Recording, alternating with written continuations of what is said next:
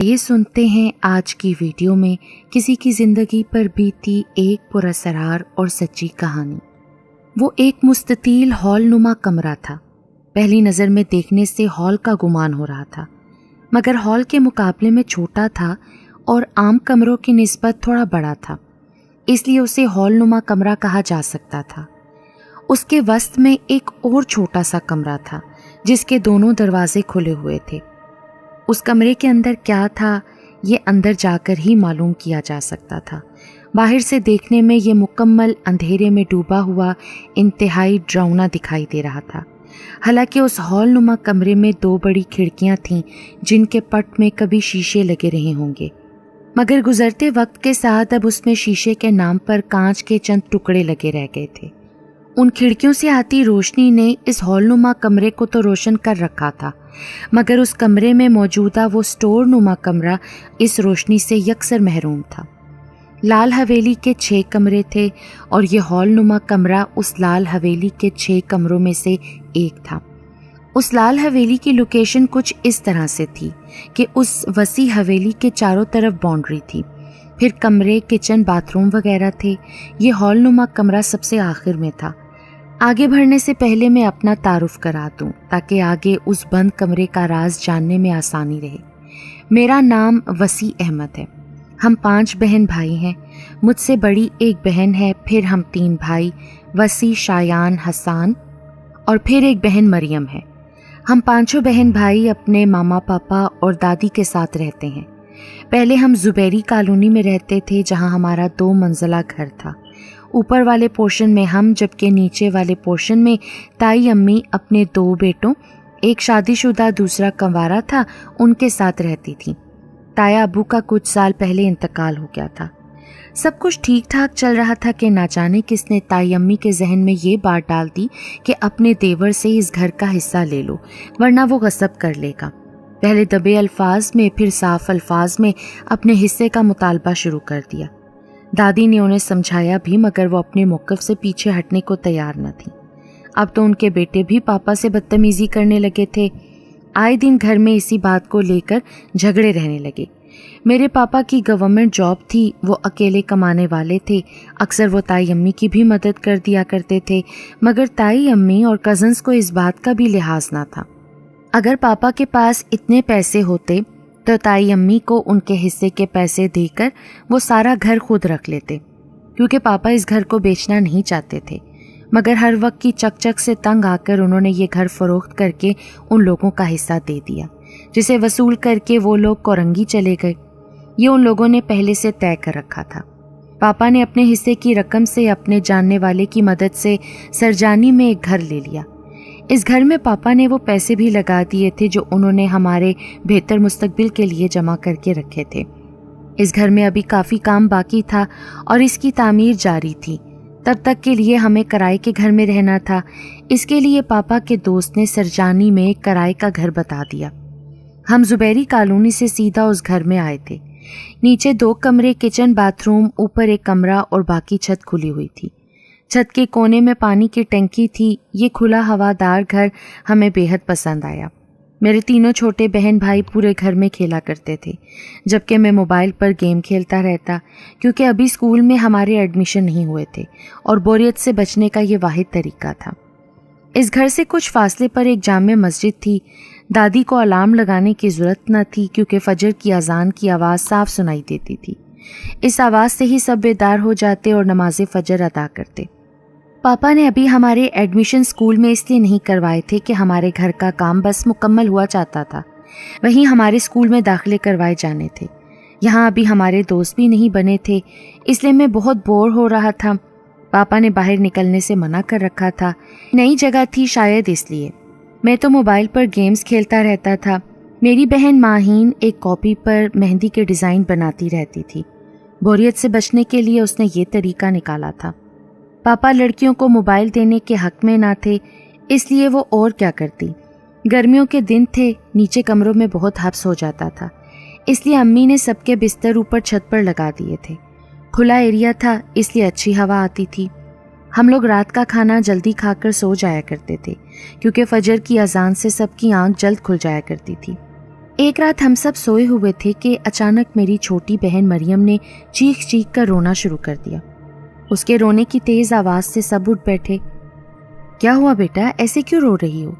अम्मी ने उसे खुद से चिमटाते हुए पूछा। अम्मी वहाँ, उसने उंगली से टंकी की तरफ इशारा करते हुए बताया कि उसने वहाँ किसी को देखा है। उसकी बात सुनकर पापा झट उठे, उस टंकी की तरफ गए। मैं भी साथ गया, मगर वहाँ तो कोई ना था। पापा ने आकर कहा कि बेटा वहाँ तो कोई भी नहीं है, आप ख्वाब में डर गई होगी। नहीं पापा, मैंने अभी खुद देखा है। मुझे प्यास लग रही थी, मैं पानी पीने के लिए उठ रही थी कि मैंने एक आदमी को छत पर चलते फिरते देखा है। मेरे चीखने से वो पता नहीं कहाँ चला गया। मरियम अब काफ़ी संभल चुकी थी। अच्छा बेटा, अब अगर आपको प्यास लगे तो अपनी मामा को उठाना, खुद मत उठना, बल्कि यूं करो, पानी की बोतल अपने साथ रखकर सोना। तब भी डर लगे तो अपनी मामा को उठा लेना। पापा की बात सुनकर मरियम ने हाँ में सर हिला दिया। अब किसे नींद आती, बाकी की रात जागकर बातें करते हुए कटी। वैसे भी फजर में वक्त ही कितना रह गया था। बाद में दादी ने पापा को बताया, मरियम सच कह रही है, उन्होंने तो शुरू दिनों से ही किसी आदमी को छत पर चलते फिरते देखा है। मैंने तो तुमसे इसका तस्करा इसलिए ना किया कि इतनी मुश्किल से ये घर मिला है। दूसरे इस बात को सुनकर सब खौफजदा हो जाते। पहले दिन तो मैं भी बहुत ज़्यादा डर गई थी। खैर, डर तो अब भी बहुत लगता है, मगर उस ह्योले ने अब तक ऐसी कोई हरकत नहीं की है जिससे हमें कोई नुकसान पहुँचे। हाँ बेटा, वो एक ह्योला है। उसके चारों तरफ हल्की सी रोशनी होती है जो उसके साथ साथ चलती रही होती है। पहले दिन मैं समझी थी कि शायद हमारे घर में कोई चोर घुस आया है, मगर वो ह्योला जब कुछ आगे आया तो खौफ की शिद्दत से मेरी चीख निकलते निकलते रह गई, क्योंकि उसके जिस्म के आर पार देखा जा सकता था। उसके जिस्म की छवि इतनी हल्की थी कि उसके जिस्म के पार का मंजर साफ दिखाई दे रहा था। ये देखकर मेरा ऐसा गला खुश्क हुआ था कि कई बार मैंने सोचा तो मैं बता दूं, मगर हर बार कहते कहते रुक गई कि अभी उसे कौन सा किसी और ने देखा है। दूसरे, वो हमें कोई नुकसान भी नहीं पहुंचा रहा। तो मेरी समझ में नहीं आ रहा था कि क्या करूं, बताऊं कि ना बताऊं। इसी कश्मकश में आज मरियम ने देख लिया। ये कहकर दादी खामोश हो गई। अम्मा, आपको मुझे फिर भी बताना चाहिए था। देखा नहीं मेरी बेटी किस बुरी तरह से डर गई है। अगर इसे कुछ हो जाता तो? पापा को दादी का छुपाना पसंद न आया था। अगले ही कुछ दिनों में हम उस घर से दूसरे घर में शिफ्ट हो गए। पापा के दोस्त की मदद से ये घर मिला था। जितने शॉर्ट नोटिस पर पापा ने घर का कहा था वैसा ही घर मिला था, यानी जिंदगी की हर सहूलत से महरूम। ना यहाँ बिजली थी, ना गैस और ना ही पानी। बिजली के लिए कुंडा सिस्टम था, पानी बोरिंग का इस्तेमाल होता था। गैस ना होने की वजह से ज़्यादातर लोग लकड़ियों पर खाना बनाते थे या LPG गैस का इस्तेमाल करते थे। जुबैरी कॉलोनी के मुकाबले में सरजानी में बहुत कम रौनक थी। हम रौनक के आदी हो चुके थे, इसलिए हमारे दिल नहीं लग रहे थे। दूसरे, ये घर बहुत छोटा था, 2 कमरों के अलावा बाकी घर कच्चा था। LPG गैस के लिए काफ़ी दूर जाना पड़ता था। ख़त्म होने पर मामा को लकड़ियों पर खाना बनाना पड़ता। दादी और मामा लकड़ियाँ जलाती, जिससे घर में धुआं भर जाता। कमरे छोटे, सहन बड़ा था। धूप और धुएं में रहकर मामा का रंग बहुत मुतासिर हो रहा था। मामा हर मुश्किल बर्दाश्त कर रही थी, मगर अपना काला होता रंग देखकर वो झल्ला उठी। उन्होंने पापा से दूसरे घर का मुतालबा शुरू कर दिया। पापा ने उन्हें बहुत समझाया कि बस अपने घर का थोड़ा सा काम बाकी रह गया है, मगर उन्होंने जिद पकड़ ली। मजबूरन एक बार फिर पापा ने अपने उसी दोस्त से बात की। कुछ दिनों बाद पापा के दोस्त ने मक्का होटल से काफ़ी आगे लाल हवेली के नाम से एक घर का बताया। पापा ने कहा, मुझे नाम से क्या लेना देना है, बस आप मेरी मालिक मकान से बात करा दें, बाकी के मामलात में खुद तय कर लूँगा। पापा मालिक मकान से मिले और उस घर को देखा तो उन्हें ये घर काफ़ी पसंद आया। मैं भी पापा के साथ था, मुझे भी घर पसंद आया। मालिक मकान ने एडवांस वसूल करने के बाद चाबी पापा के हवाले करते हुए उन्हें ताकीद की कि इस घर में 6 कमरे हैं, 5 कमरों में आप रहें, मगर छठे से दूर रहें। वैसे भी ये घर बहुत बड़ा है, इसलिए आपको छठे कमरे की ज़रूरत महसूस नहीं होगी। उसके 4 तरफ बाउंड्री बनाई गई थी, दरमियान में एक राहदारी थी, फिर कमरे थे। 5वें कमरे के सामने एक बड़ा सा किचन था। आखिर में वो बड़ा सा कमरा था जिसकी तरफ जाने से मालिक मकान ने मना किया था। ये घर सबको बेहद पसंद आया था, क्योंकि ये बहुत बड़ा था और ज़िंदगी की बुनियादी सहूलतों से आरास्ता था। इसमें पानी, बिजली, गैस का कोई मसला ना था। ہم اپنے گھر کا زیادہ تر سامان زبیری کالونی میں ہی فروخت کر کے آ گئے تھے، اس لیے جو تھوڑا بہت سامان تھا اسے سیٹ کرنے میں کوئی دشواری نہیں ہوئی۔ یہاں شفٹ ہونے کے 15 دن بعد میری ماما سے چھوٹی بہن یعنی ہماری ریحانہ خالہ ملنے آئی تھیں۔ ان کے 4 بچے ہیں، 2 بیٹے 2 بیٹیاں۔ بڑا بیٹا میرا ہم عمر اور میرا دوست تھا۔ ان کی بیٹی ماہین سے چھوٹی تھی، مگر اس میں اور ماہین میں بہت اچھی دوستی تھی۔ باقی دونوں بچے میرے چھوٹے بہن بھائی سے اٹیچ تھے۔ میری ماما نے ریحانہ خالہ کو اس حویلی کے بارے میں بتایا تھا۔ وہ اسی اشتیاق میں آئی تھیں۔ کچھ دیر بعد میری ماما نے انہیں پورا گھر دکھایا۔ آخر میں وہ بند کمرے کی طرف بھی آئیں۔ باہر سے دیکھ کر جانے لگیں تو ریحانہ خالہ بولیں، فرزانہ یہ کمرہ نہیں دکھاؤ گی؟ ماما نے کہا، میں اسی کمرے کی تو بات کر رہی تھی کہ مالک مکان نے اسی کمرے سے دور رہنے کا کہا ہے۔ چلو اب آؤ چلتے ہیں۔ ریحانہ خالہ نے بھی زیادہ زور نہ دیا۔ کچھ دیر بعد دوپہر کا کھانا لگ گیا۔ سب نے بڑے خوشگوار ماحول میں کھانا کھایا اور باتوں میں مصروف ہو گئے۔ میں نے احد کو اشارہ کیا اور اسے لے کر دوسرے کمرے میں آ گیا۔ موقع اچھا تھا۔ میرے اندر جو تجسس سر ابھار رہا تھا، میں نے اپنے کزن احد سے کہا، یار میں جب سے یہاں آیا ہوں اس بند کمرے کے بارے میں سوچ رہا ہوں۔ آخر اس میں ایسا کیا ہے جو مالک مکان نے اس سے دور رہنے کی تلقین کی ہے؟ کئی بار میں نے کمرہ کھول کر دیکھنے کی کوشش کی، مگر ہر بار کبھی ماما آواز لگا دیتی، کبھی کوئی اور آ جاتا۔ میں چاہ رہا تھا کوئی ساتھ ہوتا تو زیادہ بہتر تھا۔ یہ بول کے تجھے ڈر لگ رہا تھا؟ یہ بولنا کہ تجھے ڈر لگ رہا تھا۔ احد نے میرا مذاق اڑاتے ہوئے کہا، نہیں یار ایسی تو کوئی بات نہیں۔ اصل میں پاپا نے بھی مجھے اور سب بچوں کو سختی سے منع کیا ہے کہ اگر میں اس کمرے کے آس پاس بھی نظر آیا تو خیر نہیں۔ بس پاپا کے ڈر سے میں احتیاط برت رہا تھا۔ پر ابھی تو سب مصروف ہے نا، کسی کو پتہ نہیں چلے گا۔ ہم کمرہ کھول کر اندر دیکھیں گے اور آ جائیں گے۔ چل تو کہتا ہے تو دیکھتے ہیں اس کے اندر ہے کیا، احد نے اٹھتے ہوئے کہا۔ کچھ ہی لمحوں بعد ہم اس کمرے کے باہر کھڑے تھے۔ ہم نے ایک دوسرے کی طرف دیکھا۔ احد نے مجھے اشارہ دیتے ہی کمرے کی کنڈی کھول کر دروازے کو اندر کی طرف دھکیلا۔ ایک ہلکی سی چرچراہٹ سے وہ دروازہ کھل گیا۔ یہ ایک ہال نما کمرہ تھا۔ اس کے اندر سامنے ہی ایک اور چھوٹا سا کمرہ نظر آ رہا تھا۔ وہ کمرہ مکمل اندھیرے میں ڈوبا ہوا تھا۔ ہم آہستہ آہستہ قدم اٹھاتے آگے بڑھنے لگے۔ ہمارا رخ اب اس اندھیرے کمرے کی طرف تھا۔ حالانکہ اس ہال نما کمرے میں 2 بڑی کھڑکیاں موجود تھیں، پھر بھی اس میں کمرے میں اندھیرے کی وجہ سے رات کا گمان ہو رہا تھا۔ ابھی ہم اس کمرے سے چند قدم دور ہی تھے کہ اچانک ماما کی آواز آئی، وسیع بیٹا دودھ لے کر آ جاؤ، چائے بنانی ہے۔ ماما کی آواز سن کر میں گھبرا اٹھا اور احد سے یہ کہتے ہوئے کہ میں دودھ لینے جا رہا ہوں، تو دروازے کی کنڈی لگا کر آ جا۔ ماما ابھی آیا، میں نے بھی ماما کو آواز لگا کر کہا۔ میرے پیچھے احد بھی کمرے سے باہر آ گیا۔ یہاں پر دکانیں تھوڑی دور تھیں۔ دور ہونے کی وجہ سے گھر کا سودا سلف اور کم پڑ جانے والی چیزیں مجھے ہی لانی پڑتی تھیں۔ آبادی کم ہونے کی وجہ سے ہم لوگوں کو، خاص کر چھوٹے بہن بھائی کو، تو بالکل باہر نکلنے کی اجازت نہ تھی۔ مجھے بھی صرف ضرورت کے وقت ہی اجازت تھی۔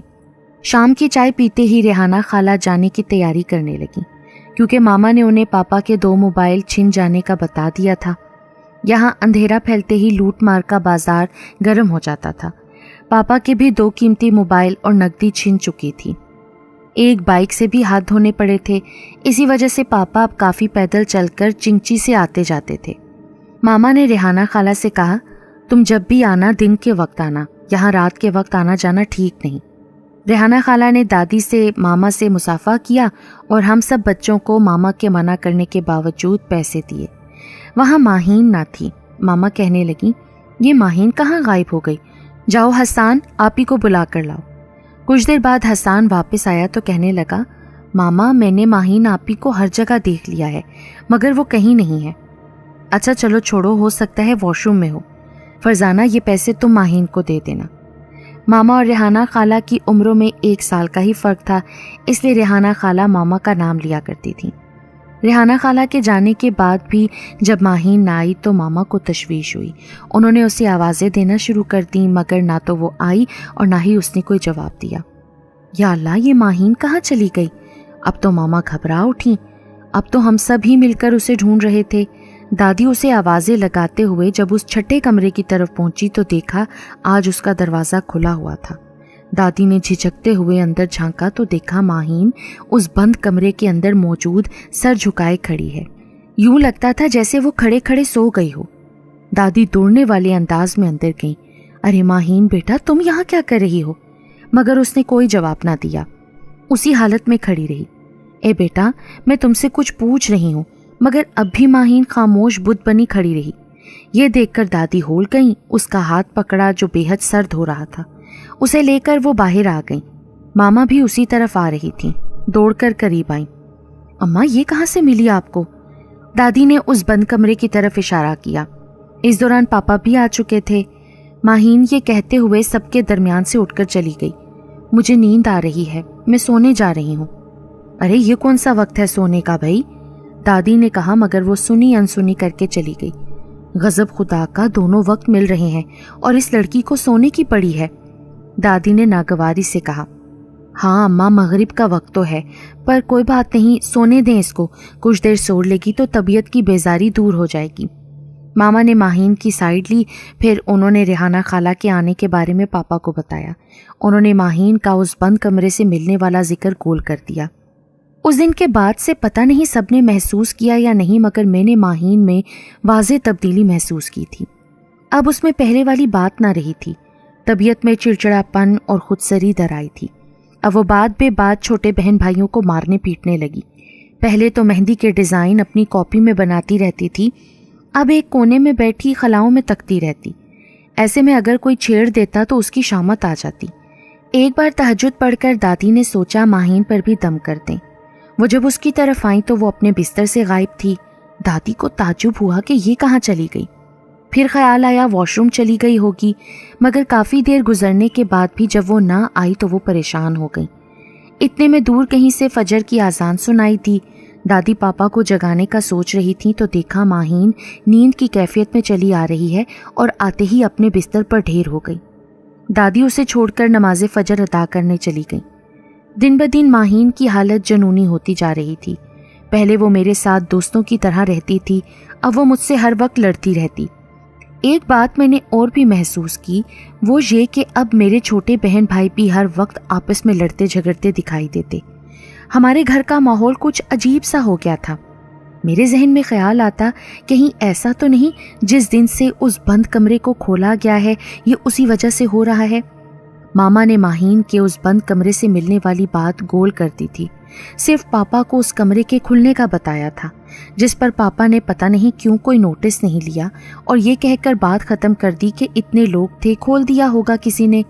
वापस उस दरवाजे को बंद कर दो। दरवाज़ा तो बंद कर दिया गया था, मगर मुझे लगता था उसमें रहने वाले असरात आज़ाद हो गए थे। ये मेरा ख्याल था, क्योंकि उस दरवाजे को बंद कर दिया जाता मगर फिर भी वो खुला हुआ मिलता, और जब उसको बंद किया जाता तो बंद करने वाला चाहे जो भी हो उसे उस कमरे में मौजूद एक सफ़ेद कपड़ों में मलबूस फिरने वाला शख्स साफ दिखाई देता था।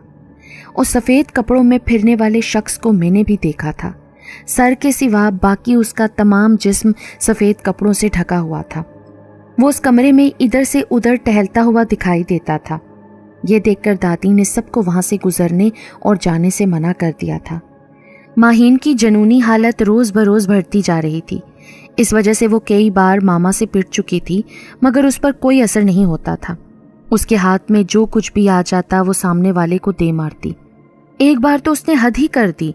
मामूली सी बात पर उसने मुझ पर हमला कर दिया और कैंची का वार मेरी टांग पर कर दिया, जिससे मेरी टांग पर इतना गहरा जख्म आया कि 15 टांके आए, जिससे मेरा बहुत सा खून बहा था। मैं बावजूद लड़ाका होने के जख्म की तकलीफ बर्दाश्त न कर सका और रो पड़ा। पापा को सही मानों में अब होश आया। हालांकि दादी पहले ही पापा को इस तरफ तवज्जो दिला चुकी थी, मगर पापा ने कोई तवज्जो ना दी थी। माहीन को डांट डपट करके बात ख़त्म कर दी थी। मेरा इतना गहरा जख्म देखकर अब पापा को अंदाज़ा हो रहा था कि माहीन पागलपने की हदूद को छू रही थी। ऐसे में उसे किसी साइकाइट्रिस्ट को दिखाना ज़रूरी हो गया था। दादी कहने लगी, आफ्ताब बेटा, ये डॉक्टर साइकाइट्रिस्ट वगैरह को छोड़ो, इसे किसी बाबा किसी आमिल को दिखाओ। मुझे तो ये कोई और ही मामला लग रहा है, कहीं ऐसा ना हो ये अपने आप को ही नुकसान पहुंचा ले। इससे पहले कि मेरा डर हकीकत में बदल जाए, इसे किसी अच्छे आमिल को दिखा दो। پھر انہوں نے ریحانہ خالہ کے آنے کے دن سے لے کر اب تک کی تمام باتیں پاپا کو بتا دی۔ اتنا کچھ ہو گیا اور کسی نے مجھے بتایا تک نہیں۔ ابھی بھی کچھ نہیں بگڑا بیٹا، اب بھی بہت کچھ ہو سکتا ہے۔ پاپا تمام بات جاننے کے بعد گہری سوچ میں ڈوب گئے۔ فکر مندی ان کے چہرے سے عیاں تھی۔ ادھر ماہین کی جنونی کیفیت کا یہ عالم تھا کہ وہ مہندی کے ڈیزائن کی کاپی جسے وہ اپنی جان کی طرح عزیز رکھتی تھی، اپنی جنونی حالت میں اس نے وہ تک پھاڑ ڈالی۔ اس سے بھی بخوبی اندازہ لگایا جا سکتا تھا کہ معاملہ بڑا گھمبیر تھا۔ دادی اپنے بیٹے کو پریشان دیکھ کر خود بھی بہت پریشان تھیں۔ وہ رات کو جاگ کر عبادت کرنے لگیں۔ اپنے بیٹے کی اولاد کی سلامتی کی دعائیں ہر وقت ان کے منہ پر رہتیں۔ ایک رات دادی ایسے ہی عبادت میں مصروف تھیں۔ انہوں نے سوچا ماہین پر بھی دم کر دیا جائے۔ یہ سوچ کر انہوں نے ایک گلاس پانی لیا، اس پر دم کر کے زبانی آیت پڑھتے ہوئے ماہین کی طرف آئیں تو دیکھا حسب معمول وہ اپنی جگہ سے غائب تھی۔ یہ کہاں چلی گئی؟ زیر لب بولتے ہوئے وہ کچھ سوچ کر اس بند دروازے کی طرف آئیں۔ اس کا دروازہ بھیڑا ہوا تھا۔ انہوں نے ڈرتے ڈرتے اندر جھانکا تو انہیں حیرت کا شدید جھٹکا لگا۔ ماہین بال کھولے اس کمرے میں موجود تھی۔ دادی سارے ڈر بالائے طاق رکھ کر ماہین کی طرف لپکیں اور اسے کندھے سے جھنجھوڑتے ہوئے کہا، ماہین بیٹی تم اس وقت یہاں کیا کر رہی ہو؟ چلو یہاں سے۔ یہ کہنے کے ساتھ ہی انہوں نے اس کا ہاتھ پکڑا اور اسے تقریباً گھسیٹتے ہوئے کمرے میں لے آئیں۔ ماہین نیند کی کیفیت میں تھی۔ دادی نے اسے بستر پر لٹایا تو لیٹ کر اس نے اپنی آنکھیں بند کر دیں۔ آج والے واقعے نے دادی کے رونگٹے کھڑے کر دیے تھے۔ ماہین کا اتنی رات گئے اس بند کمرے میں جانا کوئی معمولی بات نہ تھی۔ اس کمرے میں کیسی ناگوار سی بو تھی کہ اسے محسوس کر کے ابکائی سی محسوس ہو رہی تھی۔ صبح دادی نے پاپا کو رات والا واقعہ سنایا۔ اس وقت میں بھی وہاں موجود تھا۔ ماہین خاموشی سے ناشتہ کرنے میں مصروف تھی، جیسے کچھ ہوا ہی نہیں۔ پاپا نے جب ماہین سے پوچھا تو اس نے ان تمام معاملات سے لا علمی کا اظہار کرتے ہوئے کہا، پاپا مجھے تو نہیں معلوم دادی کیا کہہ رہی ہیں، میں تو سو رہی تھی۔ اس کے لہجے اور چہرے سے لگ رہا تھا کہ وہ سچ بول رہی ہے۔ پاپا نے اسی وقت فیصلہ کر لیا کہ چاہے کچھ بھی ہو جائے اب تو ماہین کو کسی عامل کو دکھانا ہی پڑے گا۔ اب میں اندر ہی اندر خود کو ملامت کر رہا تھا کہ کاش نہ میں اس دن کمرے میں جاتا اور آہت سے کہنے کے بجائے خود دروازہ بند کرتا تو یہ نوبت ہی نہ آتی۔ جمعرات کے روز ماما پاپا ماہین کو ایک بابا کے پاس لے کر گئے۔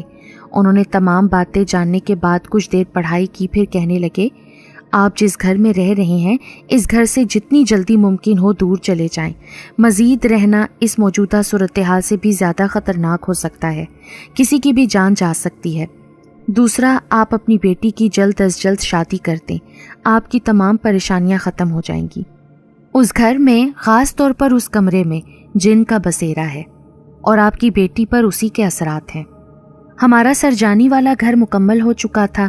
سرجانی میں 3 گھروں میں رہنے کے بعد پاپا اتنے بددل ہوئے کہ اپنے گھر جانے کے بجائے پاپا نے اسے کرائے پر دے کر ہم سب کو لے کر واپس زبیری کالونی آ گئے۔ اب ہم سرجانی والے گھر سے ملنے والے کرائے کی رقم یہاں ادا کر کے رہ رہے ہیں۔ سچ پوچھیں تو ادھر ہم سکون میں ہیں۔ پاپا نے ماہین کو 9ویں 10ویں کے کمبائن پیپرز دلوائے۔ اس کا رزلٹ بھی نہ آیا تھا کہ پاپا نے اس کی شادی کر دی۔ آج اس کی ایک بیٹی ہے اور وہ اپنے گھر میں بے حد خوش ہے۔ اب اس پر جنونی دورے پڑنے بند ہو گئے ہیں۔ ایک دن ماہین کچھ دن کے لیے میکے آئی ہوئی تھی۔ سب باتوں میں مصروف تھے۔ یوں ہی ان باتوں کے دوران اس لال حویلی کا ذکر نکل آیا تو میرے ذہن میں مچلتا تجسس میرے لبوں پر آ گیا۔ موقع ملتے ہی میں نے ماہین سے اس کمرے کے بارے میں پوچھا۔ اس نے اس کمرے کے بارے میں بتاتے ہوئے کہا، جس دن ریحانہ خالہ لال حویلی والے گھر میں آئی تھیں ہم اسے لال حویلی والا گھر کہتے تھے۔ اس دن میں اور یمنا ساتھ تھے۔ میں نے اسے اپنے بنائے گئے مہندی کے ڈیزائن دکھائے اور پھر پورا گھر دکھانے کے لیے اٹھ کھڑی ہوئی۔ ہم لوگ باتیں کرتے ہوئے اس بند کمرے کی طرف جا نکلے۔ دیکھا تو اس کا دروازہ اس دن کھلا ہوا تھا۔ یہ دروازہ کس نے کھول دیا؟ خود کلامی کرتے ہوئے میں نے جیسے ہی دروازہ بند کرنا چاہا تو میرے ذہن میں خیال آیا کیوں نہ اسے اندر سے دیکھا جائے۔ یہ سوچ کر میں نے یمنا سے کہا، آؤ ہم اسے دیکھتے ہیں۔ ہم دونوں کمرے میں داخل ہو گئے۔ فرش پر گرد تھی، دیواروں پر جالے تنے تھے اور یمنا آہستہ آہستہ آگے بڑھنے لگی۔ پھر یمنا رک گئی اور کہنے لگی، واپس چلو، مجھے یہاں ڈر لگ رہا ہے۔ میں نے یمنا سے کہا کہ بس اس کے وسط میں یہ جو چھوٹا کمرہ سا بند ہے اسے کھول کر دیکھتے ہیں کہ اس کمرے میں کیا ہے، پھر یہاں سے چلتے ہیں۔ وہ کہنے لگی، مجھے کوئی کمرہ نہیں دیکھنا، چلو یہاں سے۔ پھر وہ میرا ہاتھ پکڑ کر تقریباً گھسیٹتے ہوئے وہاں سے لے گئی۔ جب سب چائے پی رہے تھے تو میرا ذہن وہیں ٹکا ہوا تھا۔ میں نے سوچا ابھی موقع ہے، سب باتوں میں مصروف ہیں، بس ایک نظر اس کمرے کو دیکھ لوں، آخر ایسا کیا ہے اس میں جو مالک مکان نے اس میں جانے سے منع کر رکھا ہے۔ میں سب کی نظر بچا کر اٹھی اور جلدی سے اس کمرے میں آ گئی۔ شام قریب تھی، اس لیے کمرے میں آہستہ آہستہ روشنی بھی کم ہوتی جا رہی تھی۔ میں تیزی سے آگے بڑھی، میرا ارادہ یہ تھا کہ جلدی سے اس کمرے کو دیکھوں اور فوراً وہاں سے نکلوں۔